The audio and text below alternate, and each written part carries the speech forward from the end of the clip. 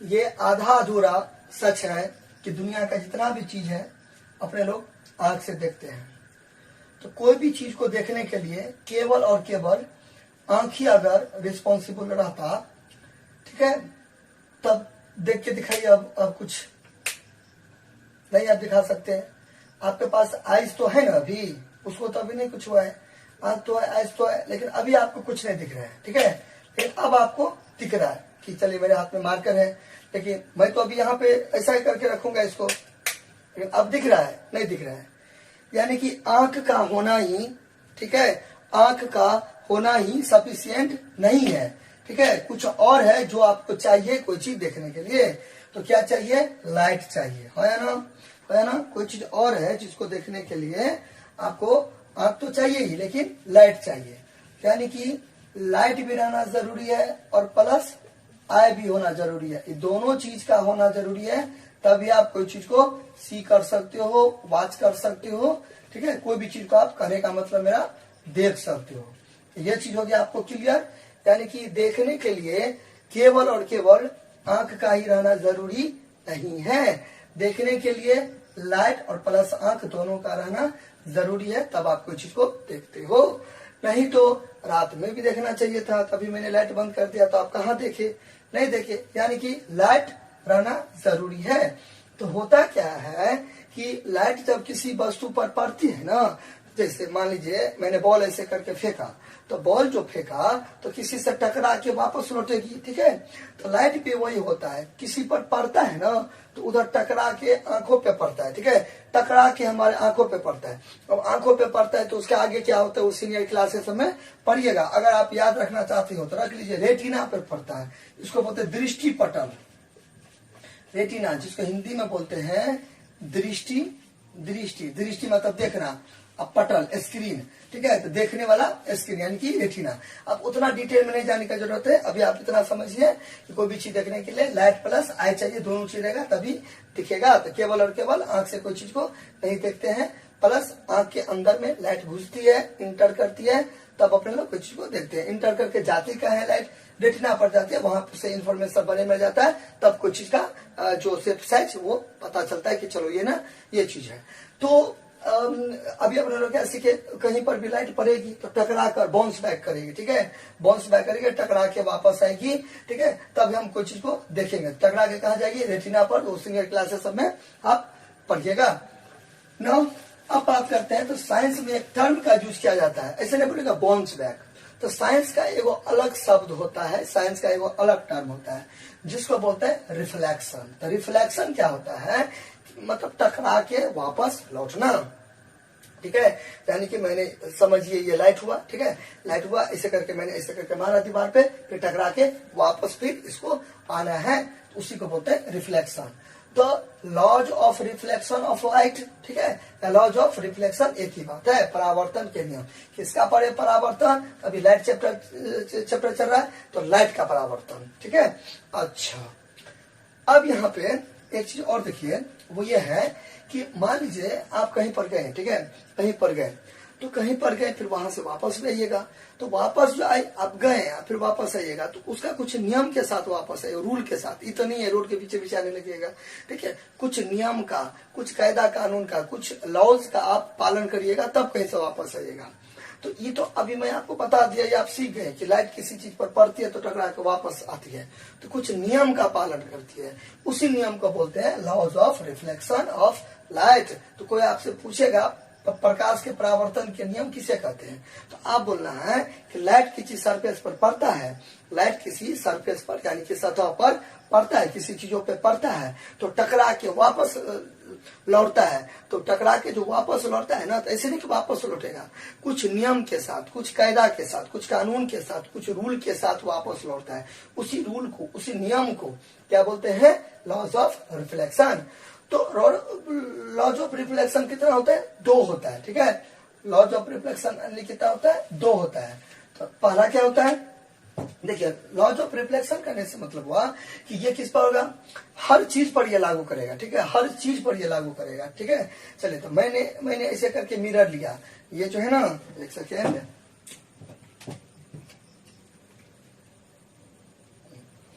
ये मैंने क्या लिया, मिरर लिया।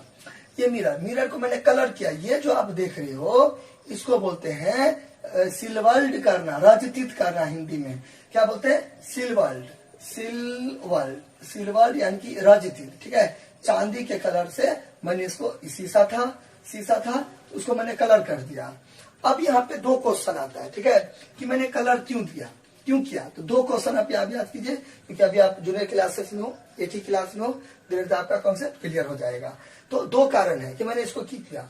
पहला कारण है कि अगर मान लीजिए मैंने ऐसे कांच शीशा रखता, ठीक है, तो लाइट ऐसे देता तो ऐसे करके वापस लौट जाता। मान लो अब दीवार रहेगा तब ना बॉल आप मतलब ऐसे करके बॉल जो उस पर मारोगे तब ना टकरा के वापस लौटेगा। तब टकराने के लिए दीवार था तब ना टक्कर खाया जी, बाउंस बैक किया।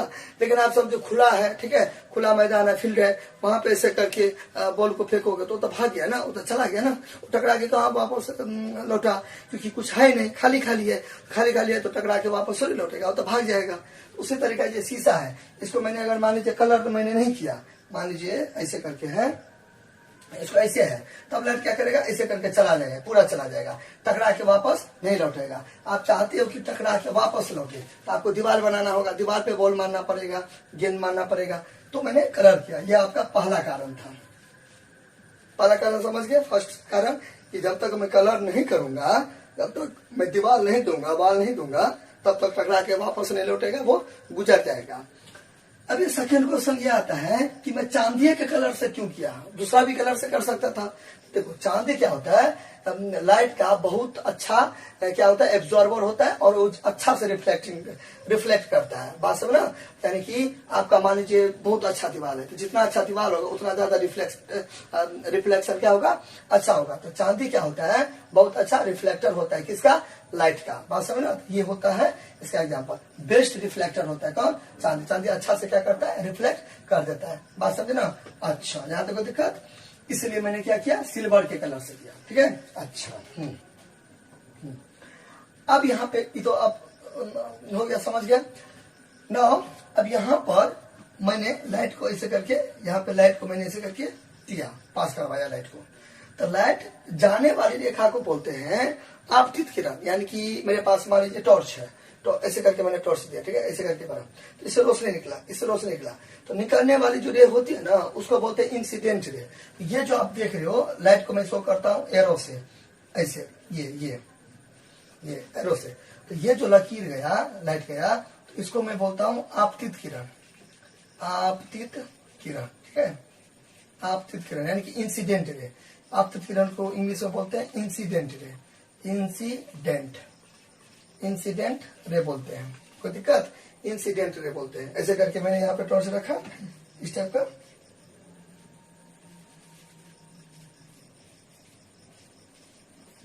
ऐसे करके टॉर्च रखा, ठीक है, इससे रोशनी गया, तो क्या हो गया, आपतित किरण।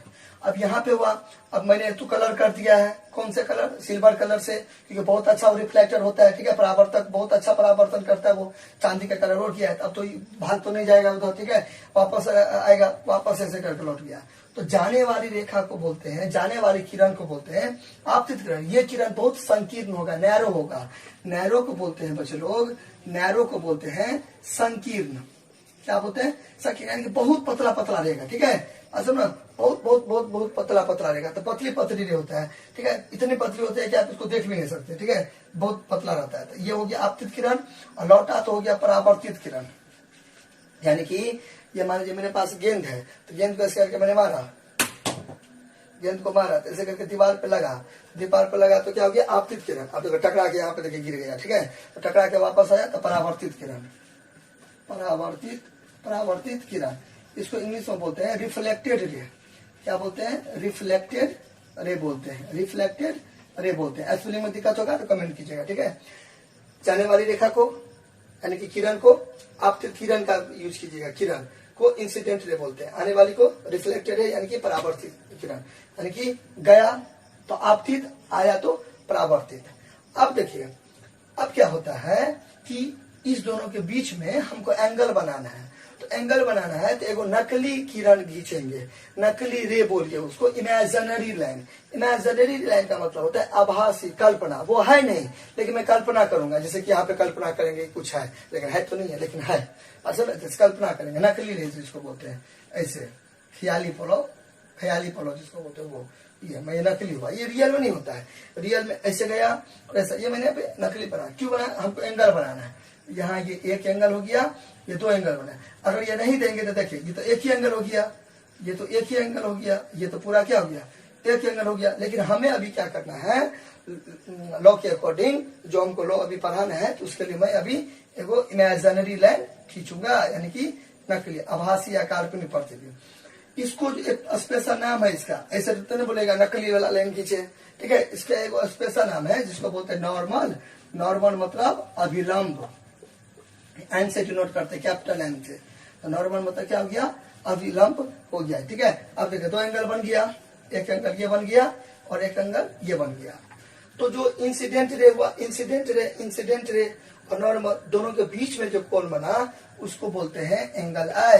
एंगल आई का मतलब होता है इंसिडेंट एंगल, यानी कि आपतन कोण। ये आपतित किरण और अभिलंब के बीच के कोण को बोलते हैं आपतन कोण।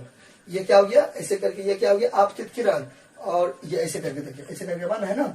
ये जो मेरा हाथ हुआ ये हो गया अभिलंब, ये हो गया आपतित किरण। तो दोनों के बीच में जो कोण बना वो आपतन कोण बना, ठीक है। और अंग्रेजी मीडियम में एंगल ऑफ इंसिडेंट, यानी कि एंगल ऐसे डिनोट करते हैं। इसका उत्तर आप लोग समझ गए होंगे। परावर्तित किरण, ऐसे देखिए, ऐसे करके लाइट दे दीजिए, ऐसे करके गया, मैंने गलती करता है यहाँ पे लाइट, देखिए चोंच इधर है, चोंच जिधर रहेगा तो गया, चोंच उधर है, इधर से करके लाइट जा रहा है, तो ऐसे करके आ रहा है, तो ऐसे करके, ठीक है, गया ऐसे वापस आया, इसलिए तीर इधर देंगे, एरो इधर देंगे, चोंच इधर देंगे, यानी चोंच इधर जा रहा है, इधर आ रहा है, इधर गया तो इंसिडेंट रहे, इधर आया तो रिफ्लेक्टेड रहे। ना अब यहाँ जो एंगल बनेगा, एंगल आर बनेगा। एंगल आर क्या, एंगल ऑफ रिफ्लेक्शन बनेगा। हिंदी मीडियम में परावर्तन कोण बनेगा।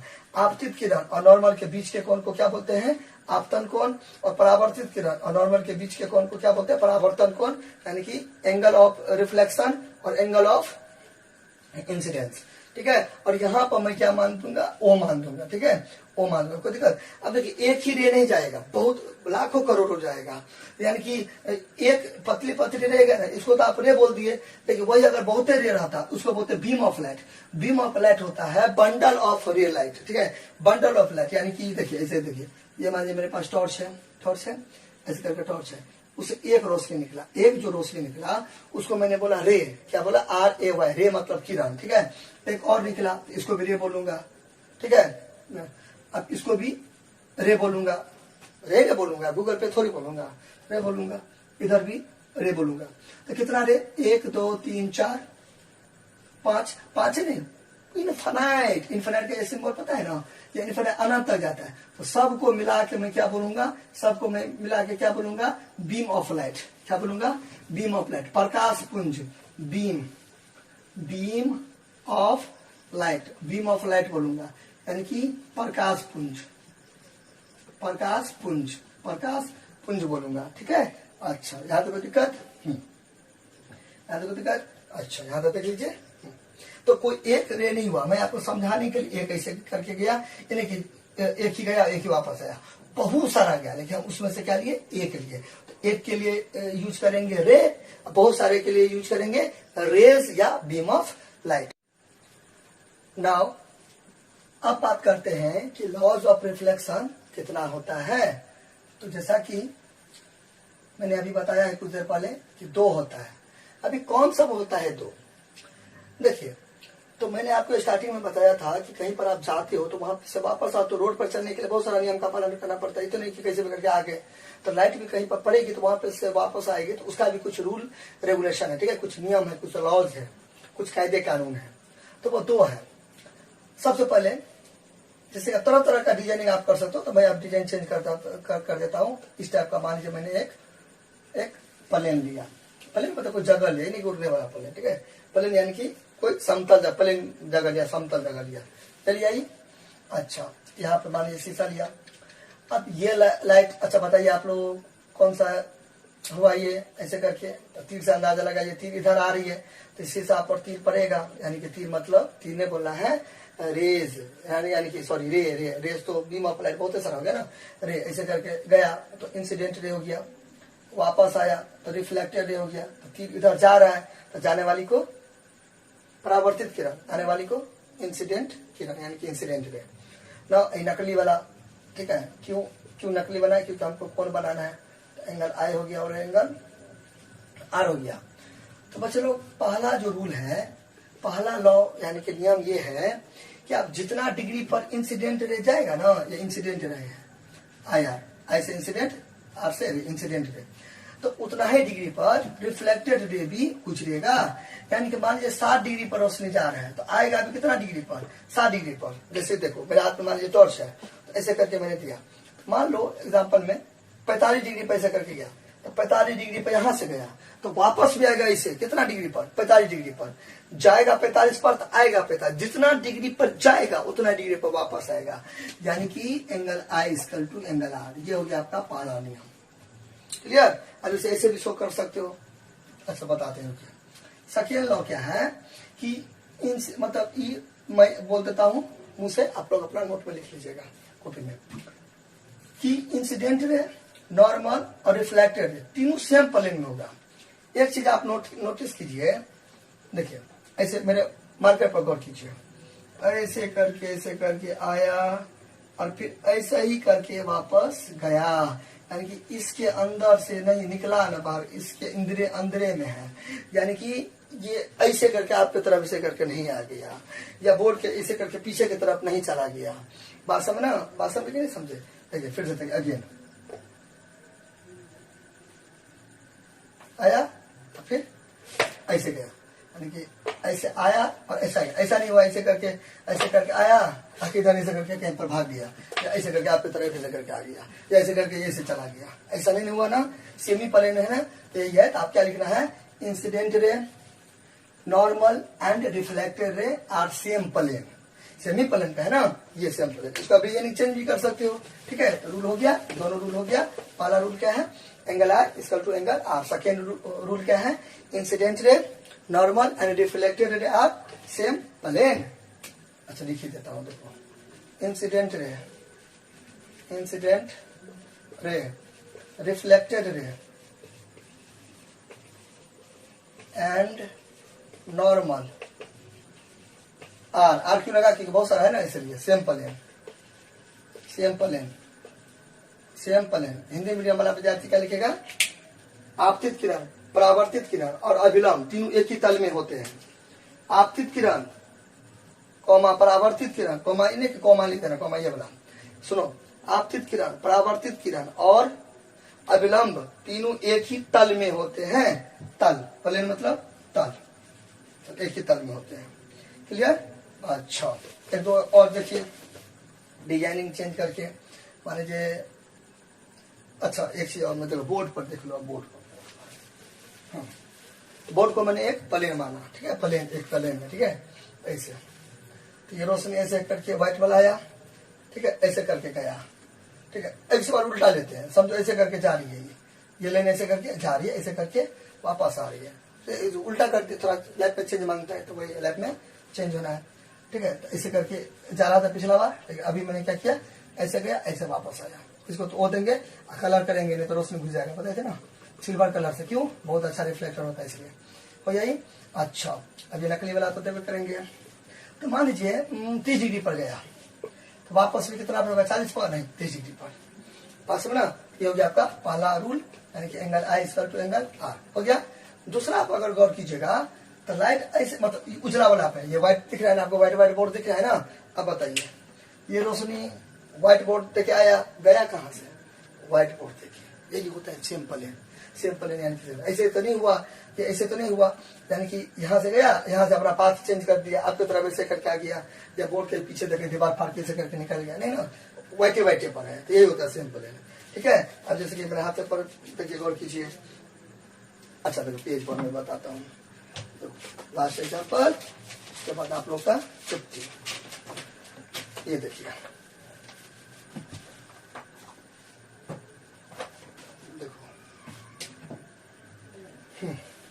ये सेम प्लेन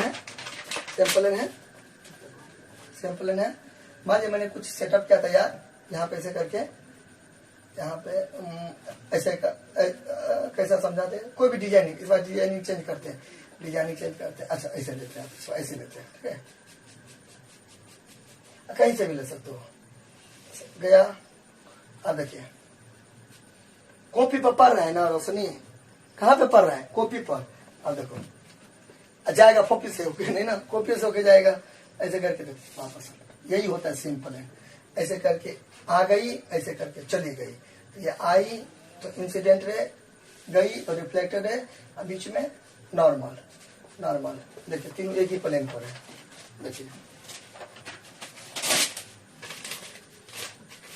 पेज हुआ प्लेन ना, इंसिडेंट रे कहाँ है, यहीं पे, रिफ्लेक्टेड है यहीं पर, नॉर्मल भी यहीं पर, सब तो यही पेज पे है ना, इसी को बोलते हैं सेम प्लेन। ऐसा तो नहीं हुआ ऐसे करके रोशनी आ रही है और आके ऐसे करके आपके सब चले गए, या मेरे तरफ ऐसे करके मेरे तरफ ऐसे करके घुस के ऐसे करके निकल गए, वो तो नहीं हुआ। इसी पेज पे सब कुछ यानी किसी पेज पर, यही होता है सेम प्लेन।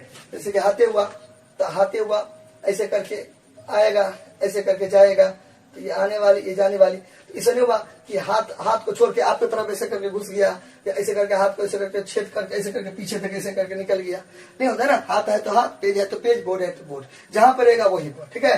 अच्छा ये जो 2 रूल है वो सब पे अप्लाई होगा, क्लियर, सब पे, यानी कि जिस पर लाइट पड़ेगा टकरा के वापस आएगा तो लागू होगा, क्लियर। आई होप आपको अच्छा लगा होगा। कुछ भी दिक्कत होगा तो आप हमें कमेंट करना, और चैनल को लाइक करना, सब्सक्राइब करना, और साथ ही आप किस टॉपिक पर वीडियो देखना चाहते हो वो पे आप हमें कमेंट करना। अभी आप मान लीजिए 7-8 लेवल के हो, बहुत ज्यादा आपका इतना काफी है, ठीक है, बहुत ज्यादा हो गया। इसी में कुछ थोड़ा प्लस कर देंगे ये वो तो 10th में आ जाएगा, उसमें और थोड़ा कुछ कर देंगे 12th में, वही होता है, बड़ा खुराक बढ़ते जाता है, चीज सामान सब वही रहता है, ठीक है। तो लॉज ऑफ रिफ्लेक्शन 2 होते हैं, जिसका अभी अपने लोग बात करें। कोई भी दिक्कत होगा तो आप हमें कमेंट कीजिएगा। Thank you, love you all.